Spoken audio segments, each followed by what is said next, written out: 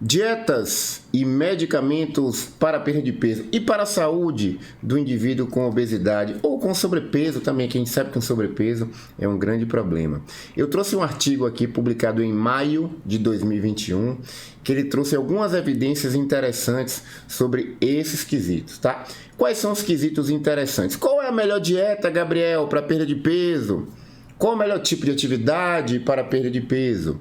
Não existe melhor dieta, melhor tipo de atividade.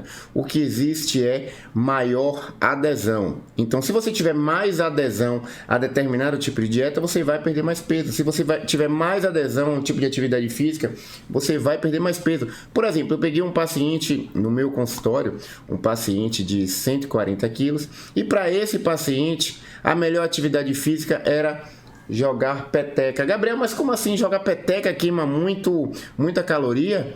Pro caso dele, sim. Por quê? Porque ele joga peteca todo dia, ele ama jogar peteca. Porém, se você fizer um HIIT, que é um exercício de alta intensidade, que eu amo para perda de peso, nesse paciente, ele só vai fazer o HIIT no primeiro dia. Então, mais importante do que o tipo de atividade física é a adesão. E esse foi o artigo aqui, bem interessante, que ele trouxe como objetivo fornecer evidências atualizadas, lógico que é atualizada, porque eu estou trazendo aqui para vocês um trabalho que foi publicado em maio de 2021, tá? Então, é uma evidência atualizada, maio de 2021, sobre estratégias dietéticas, dietas mais comuns e farmacológicas para promover a perda de peso, tá? E o que ele viu aqui? Existe uma relação muito intensa entre o nosso cérebro e o intestino, tá? Existe uma inter-relação cérebro-intestino. Ora, se você está com o intestino mais preso, o que vai acontecer com você? Você vai ficar mais ansioso, pode ter maior chance de depressão. Como assim, Gabriel? O intestino preso? O intestino preso vai me dar mais chance de depressão? Quando uma pessoa está chateada, diz que a pessoa está o quê?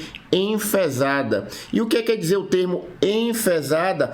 Retida em fezes. Então, isso mostra a relação entre o intestino e o cérebro. Se o seu intestino está preso, você vai produzir mediadores ruins, toxinas, que essas toxinas vão cair na corrente sanguínea e vão chegar no seu sistema nervoso central.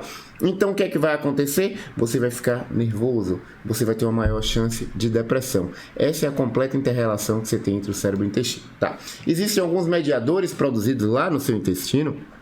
O GLP-1 é um hormônio intestinal que é produzido no seu intestino e ele aumenta a sua saciedade, ele diminui o seu apetite. Existe o butirato, que é o cocôzinho produzido pelas bactérias. O butirato, quando você melhora as bactérias intestinais, usa lactobacilos. Quando você faz jejum intermitente, usa o shot energético, o café termogel, você melhora as bactérias intestinais, você aumenta o butirato. Se você aumenta o butirato, você aumenta a saciedade. Opa, não vou querer comer mais. Você vai diminuir o apetite. Outras estratégias interessantes para diminuir a grelina, que é o hormônio da fome, é a utilização de fibras.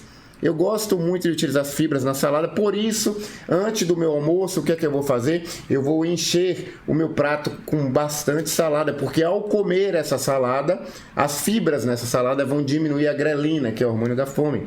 Para algumas pessoas, eu já dei até dicas da utilização de fibras, por exemplo, agar-agar, 1 grama, glucomannan, 1 grama, plantago psyllium, 1 grama. E isso aqui eu utilizo, eu faço um sachê e eu utilizo aí antes do café, almoço e jantar. E todas essas ocasiões com 300 ml de água. O que é que isso vai fazer? Vai diminuir a grelina, que é o hormônio da fome. Se eu diminuo a grelina, o hormônio da fome, eu vou aumentar minha saciedade, eu vou comer menos e eu vou diminuir o apetite. E outra coisa que está em evidência é o sistema endocannabinoide. Quando a gente fala em cannabis, o que é que a gente pensa?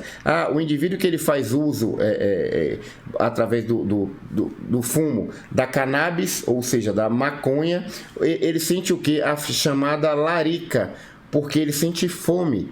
Porque você tem o THC da cannabis, ele estimula o apetite. Então, a hiperatividade dos nossos endocannabinoides, tá? temos 2 endocannabinoides, substâncias semelhantes ao estímulo THC no nosso corpo, que é chamado araquidonilglicerol e araquidoniletanolamida. Essas substâncias, elas vão agir nos nossos receptores endocannabinoides, estimulando o apetite. Se você diminui a hiperatividade endocannabinoide, você vai ter menos fome. Se você diminui essa atividade dos endocannabinoides, você vai queimar mais gordura, tá? Porque os endocannabinoides, eles passam a mensagem para você o que? Comer, relaxar, esquecer.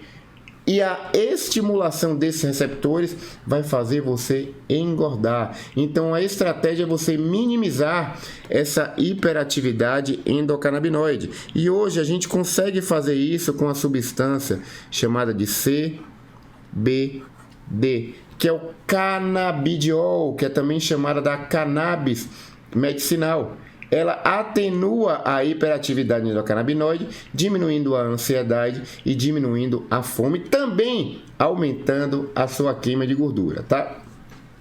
Essa substância aqui foi feita em laboratório, tá? Esse hormônio intestinal, ele foi modificado em laboratório e foi feita assim a classe mais poderosa de medicamentos para perda de peso, que são os análogos do GLP-1. Hoje temos a medicação mais poderosa para perda de peso, que é a semaglutida, também conhecida como Ozempic. E o que é que ele mostra aqui? Olha legal, gente. Ele mostrou que a liraglutida, que é o Victoza, vai entregar uma perda de peso de aproximadamente 8%, um pouco até menos, tá? A semaglutida, em torno de 15%. O Orlistat, em torno de 8% nos melhores trabalhos, tá? A bupropiona, em torno de 8%, tá? Principalmente quando a gente associa aqui a associação de bupropiona com naltrexona. E a fentermina com topiramato, que é uma associação que é presente lá nos Estados Unidos, infelizmente a gente não tem aqui, mas a gente tem substâncias semelhantes à fentermina aqui. Quais são? A anfepramona, o fenproporex, a lisdesanfetamina, que é o Venvance, com resultado bastante interessante na perda de peso. Então você tem uma perda de peso melhor do que o placebo e você também tem uma melhora do controle da glicemia, gente. E olha que coisa interessante, ele colocou algumas estratégias aqui para perda de peso, tá? Estratégia de baixo carboidrato, você baixar o carboidrato ou baixar a gordura, tá? Com restrição energética, ou seja, com dieta com baixa caloria, são eficientes para promover a perda de peso.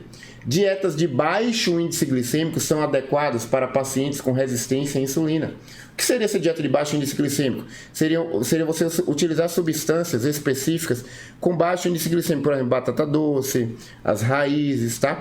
O uso de você colocar fibras na sua comida, castanha, salada. Os análogos do GLP-1, que eu falei, né? Aí ele fala do liraglutida e da semaglutida, podem ser utilizados tanto para perda de peso como para controle glicêmico. E essa combinação de naltrexona com bupropiona é uma combinação eficiente para muitos pacientes que têm aquele comer vicioso, tá? Porém, quando você associa medicamentos, tá? 2, 3 ou 4 medicamentos para obesidade, o resultado é amplificado. Então, eu gostaria de dizer uma tétrade para o processo de emagrecimento. A combinação de mecanismos de ação de medicamentos, mais uma dieta que você tem uma alta adesão, mais uma atividade física com a alta adesão também e o controle do estresse. O dia hoje promete, assim como todos os outros dias que virão.